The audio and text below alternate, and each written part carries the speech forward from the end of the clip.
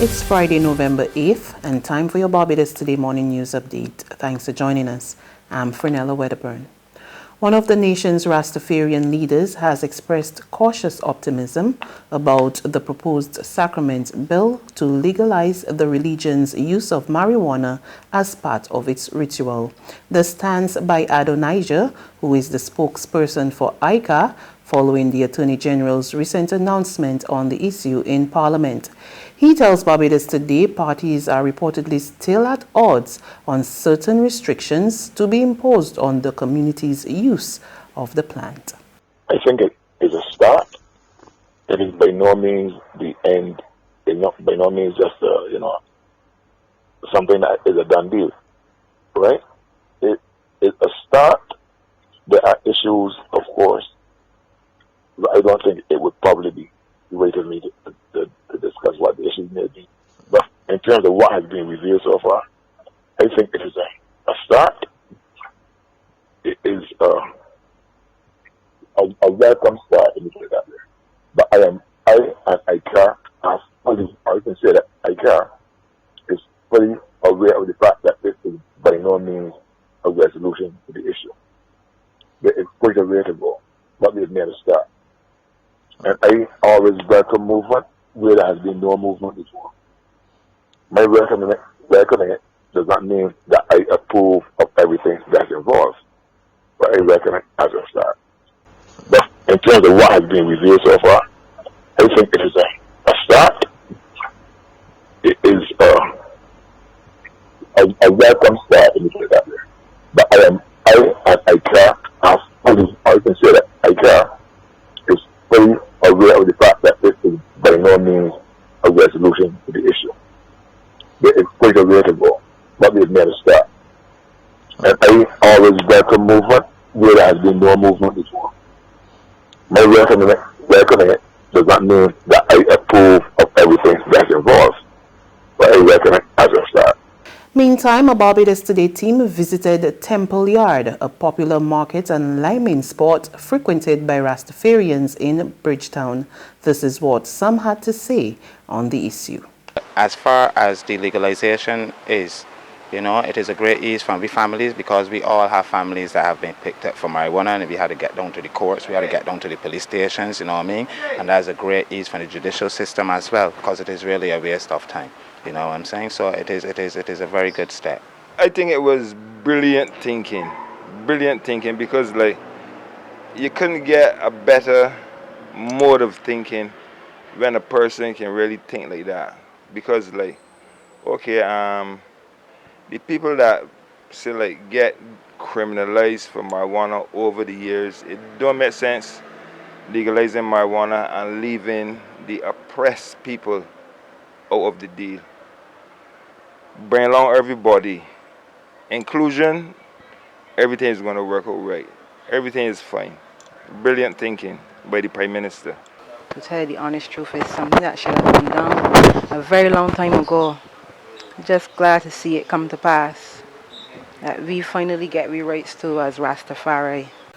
The Barbados government and officials from the International Monetary Fund say the country's economy is on track.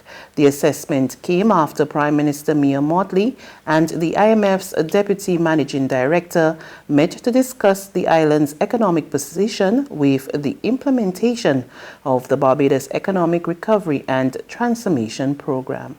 I think we're both satisfied that we are on track. The country here has been saying all the time that we need to stay the course, and we have to stay the course. But we are happy with where we're going. We understand where we have capacity limitations, and we're trying to fix them in conjunction with the fund, who really has been a good partner to Barbados by allowing us to be able to execute this homegrown program in circumstances that are peculiar to our attributes as a small nation state. And we're grateful for that. It certainly has not been a one-size-fits-all prescription. Speaking to the Barbados Government Information Service after the meeting, Ms. Mottley said with Barbados's external debt exchange expected to come to a close by month end, her government could move fully into the next stage of the BERT program. And I think that our ability to put behind us the debt restructuring exercise completely allows us to move fully into the next stage of the program, which is literally to complete the structural changes that we have in our regulatory structure to make it easier, not just to do business, but for Barbadians to enjoy services that are delivered to them on a daily basis. And then secondly, for us to focus completely on the projects that are necessary to be able to really do the transformation, be it the transformation of our people through the continuous training in the National Training Initiative over the next 4 years, or the physical infrastructural projects that are absolutely critical to both accessing services or the delivery of jobs in the tourism sector and other areas of the new economy, be it the medical cannabis or be it renewable energy. Meantime, the IMF's Deputy Managing Director congratulated the country on the achievements made to stabilize the economy. And we are glad to be part of the process, to be your partners, and we remain committed to support and to move ahead together with you. And of course, as you said, there are a lot of work need to be done in the futures, and we will, of course, remain as committed, as ready, as prepared to move ahead. Senior insurance officials are calling on authorities to do more to encourage residents to fully insure their properties, even if it means doing so by way of regulation. Disappointed with the very low levels of insurance, Chief Operating Officer and General Manager of Sagicor Life Inc. Barbados, Edward Clark, suggests that a public education drive and some form of incentive from governments could improve the insurance climate across the region. The insurance companies, the insurance industry has been driving to get people to see the value of insurance. It is not cheap in many countries. It varies. You know, the price per thousand varies all across the region, from Trinidad as one of the lowest to Dominica as one of the highest, and Bahamas is certainly not a lot at a low level. But we must encourage people to insure their own properties and not be dependent on the government to do everything for them. The mechanism to do so, does it have to then be something that's regulated, where through a property tax mechanism or a social levy mechanism, we encourage people to insure themselves and to help them manage their own risks for them? You know, these are things that I think we're going to need to look at, because just doing it from a private enterprise point of view has not been very successful so far. General Manager of Corporators General Insurance Company, Anton Lovell, echoed the call. The problem we are having is persons in authority. That's what we need. We need to encourage those persons to insure. That's the first thing we're going to do. Encourage persons to insure and allow them to know the importance of insurance. I mean, the insurance companies, we do our best in terms of our advertising and marketing to encourage people to do so. So that's one point. Second point, in terms of rebuilding and replacement value. All policy in Barbados covers that. The replacement and rebuilding, that's the policy itself. But persons prefer and opt to not to insure for the full value, because people don't treat insurance as anything seriously, or they don't prioritize. So that's another problem that we are having in Barbados. Persons need to prioritize their risk financing and, yes, opt for insurance to cover these things. There's regional and international news after this short break. It's Festive Friday at the Bridgetown Night Market at Pelican Craft Center. Kick off the weekend this Friday from 4 p.m. to midnight with loads of food, drinks, and entertainment. Get ready for Crop Over with the Rhythm Roots Street Parade. Party like it's Kadooman Day on the street around Pelican Village with costume reveler, music, and more. It's Festive Friday. It's Festive Friday at the Bridgetown Night Market at Pelican Village Center from 4 p.m. to midnight. Admission free. Regional news now.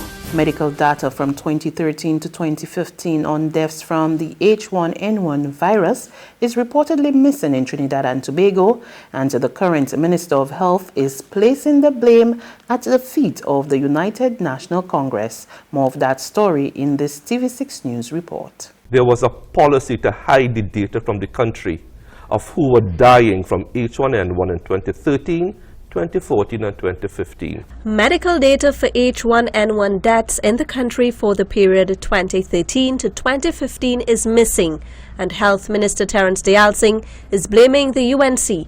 He's accusing opposition leader Kamala Prasad Bissessa of hiding the figures from the public when they were in office. Let's look at the number of reported deaths, and I want you to see this. Number of reported deaths: 2015, none. 2016, none. 2017, none. 2018, 7. That was last year, which we told the public. And this year, 2019, we have had 3 to date. 1 in Tobago, 2 in Trinidad and Tobago.